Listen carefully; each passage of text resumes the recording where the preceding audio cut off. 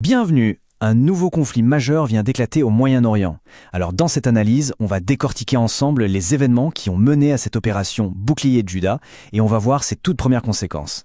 Pour bien comprendre la situation, on va structurer ça en plusieurs points. D'abord, on va se pencher sur le déclenchement de l'opération elle-même. Ensuite, on remontera le fil des événements, comment on en est arrivé là. Après ça, on verra les divisions politiques à Washington qui sont assez profondes, puis les risques pour le reste du monde, et enfin, la grande inconnue. Qu'est-ce qui va se passer maintenant? Allez, on commence par le commencement, le déclenchement des opérations de combat majeures contre l'Iran. On est le 28 février 2026. À l'aube, des explosions retentissent un peu partout en Iran. Et là c'est clair, c'est le début d'une escalade militaire majeure dans toute la région. Cette opération, elle a un nom officiel, Bouclier de Juda. C'est le président Donald Trump lui-même qui l'a annoncé en la présentant comme une mesure purement défensive. Et dès la première vague, on voit que les frappes sont massives et qu'elles visent des cibles de très haute valeur.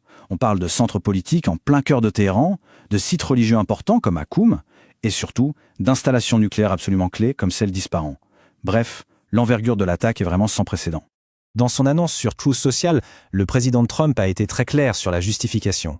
Il a dit, et je cite, « Notre objectif est de défendre le peuple américain en éliminant les menaces imminentes du régime iranien.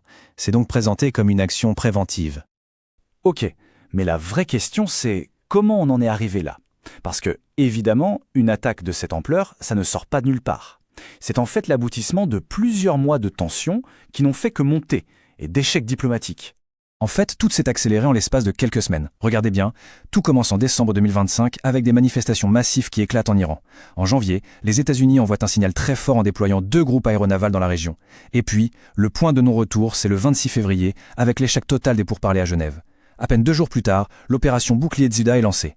Et ce chiffre, 32 000, il est au cœur de l'argumentaire de l'administration Trump. C'est le nombre de morts estimés selon la Maison-Blanche lors de la répression brutale des manifestations en Iran depuis décembre. C'est utilisé pour justifier l'intervention sur un plan humanitaire. D'ailleurs, cette démonstration de force, elle n'était pas que rhétorique. Washington avait déjà bougé ses pions des semaines avant l'attaque. On parle de moyens navals très importants, notamment les groupes aéronavaux de l'USS Abraham Lincoln et de l'USS Gerald R. Ford, qui étaient déjà positionnés dans la région. Pendant ce temps, à Washington, la décision de frapper a révélé des fractures profondes. Et pas seulement entre démocrates et républicains, non, au sein même du Parti républicain.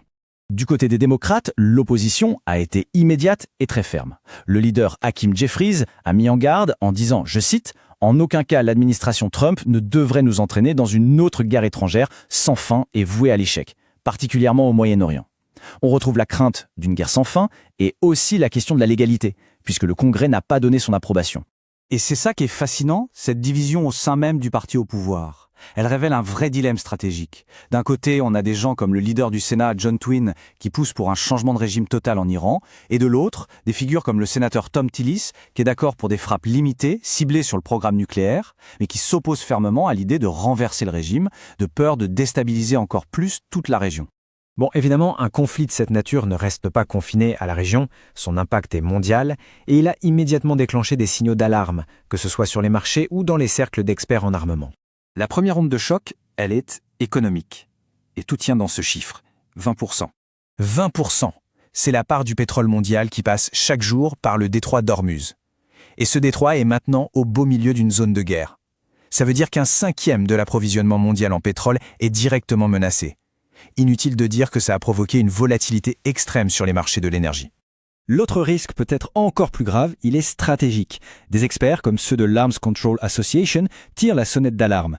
Ils expliquent que ces frappes pourraient avoir un effet totalement paradoxal. En gros, elles risquent de pousser le régime iranien à se dire que la seule chose qui peut le protéger, c'est la bombe atomique, et donc d'accélérer à tout prix son programme nucléaire. Alors maintenant la question à 1 million, qu'est-ce qui se passe après? L'horizon, il faut le dire, est chargé d'incertitudes et de menaces bien réelles. Et la principale source d'inquiétude, que ce soit à Washington ou chez les alliés, c'est justement ce flou.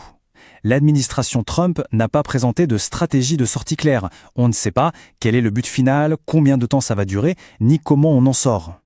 Forcément, la réponse iranienne n'a pas tardé. Elle a été immédiate. Des vagues de missiles et de drones ont été lancées vers Israël.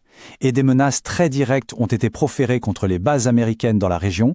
Il y a une cible qui est particulièrement visée, c'est la base d'Al Udeid au Qatar. Pourquoi elle? Parce que c'est là que se trouve le quartier général avancé du commandement central américain. C'est un point névralgique. Et il y a un point intéressant à noter, c'est la réaction de la société civile aux États-Unis. C'est très différent de ce qu'on a vu pour les guerres en Irak ou en Afghanistan. À l'époque, il y avait une opposition massive, très organisée. Aujourd'hui, les réactions sont beaucoup plus mitigées. Le public semble plus divisé et on entend aussi des voix isolationnistes qui s'opposent à un nouvel engagement, mais pas forcément pour les mêmes raisons. Et donc on en revient à la question de départ, qui est plus critique que jamais, quelle est la stratégie de sortie? Tant qu'on n'aura pas de réponse claire à cette question, eh bien la trajectoire de ce conflit pour les semaines et les mois à venir reste totalement imprévisible.